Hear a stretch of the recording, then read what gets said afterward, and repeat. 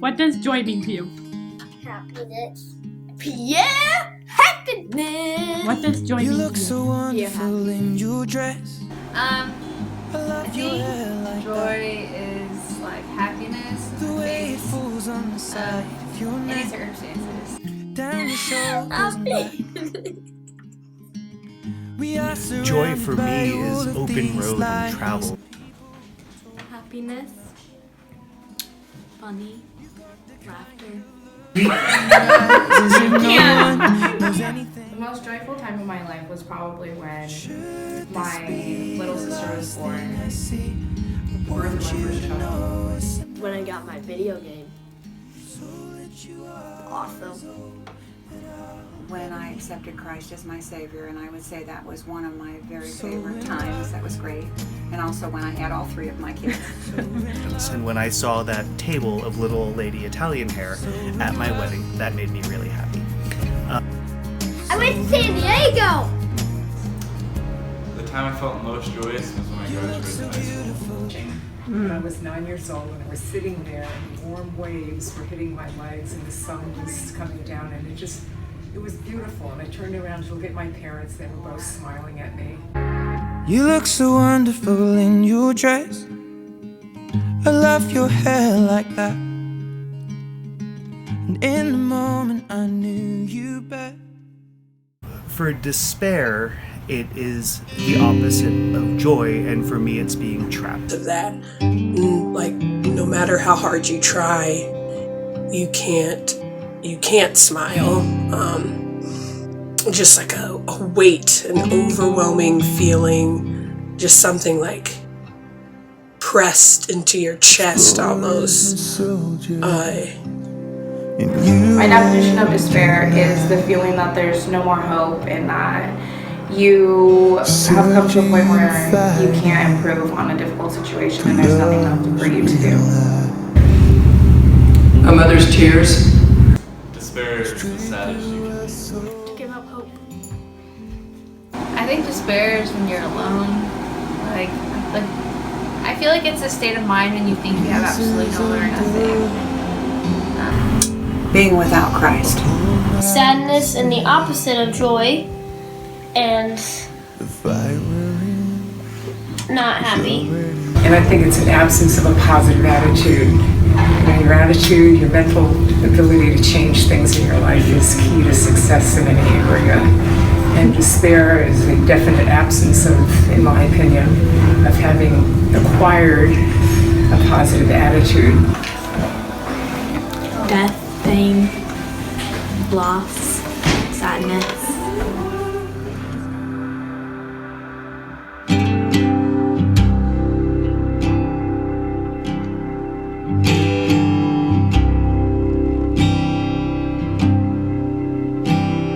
Storyboards made of beauty and soul.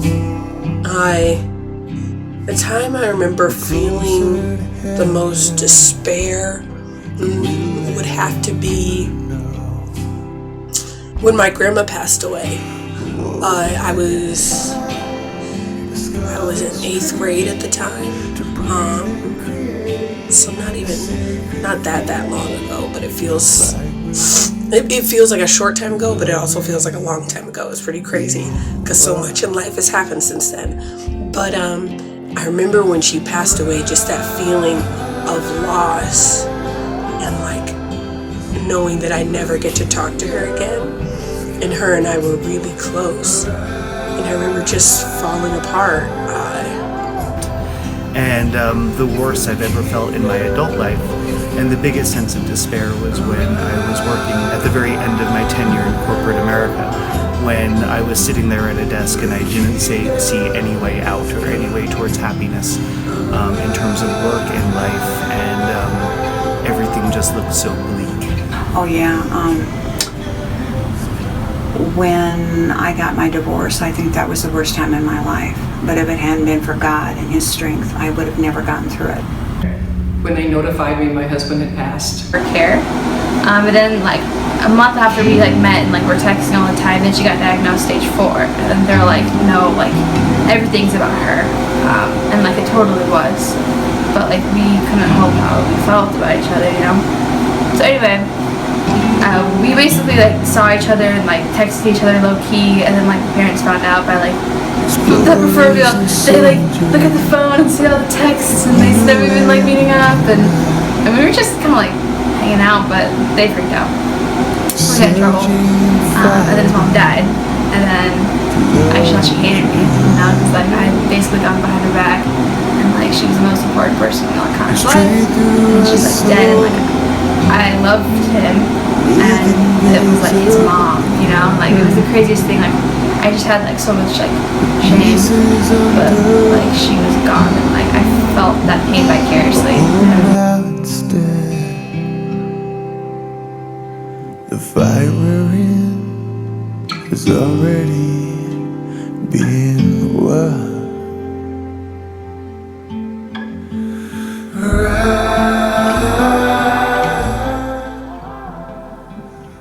How could the world be more joyous?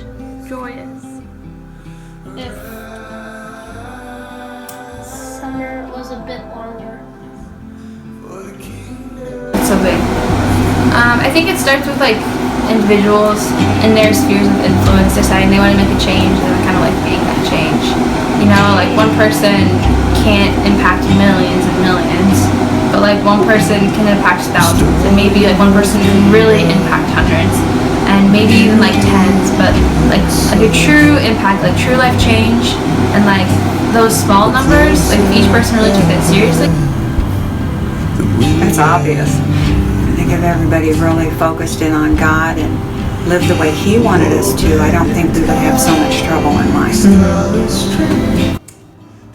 I would say by eliminating all social media from our lives and really just taking the time to live in the moment and focusing on what's in front of us and enjoying family, friends, anybody in your life, and just spending time with them would probably be how people could become more joyous in the world.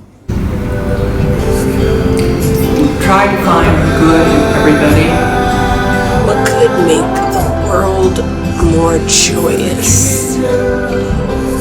I feel like if we start appreciating the little things, like getting excited for little mundane things in our lives, like I get excited that every night before I go to bed I'm gonna have some canned peaches. Like I get so excited for that, and it's just like it's a little thing. It's not earth-shattering or groundbreaking, but it's something that I get excited about. And if you have something to always be excited about, how can you not be happy?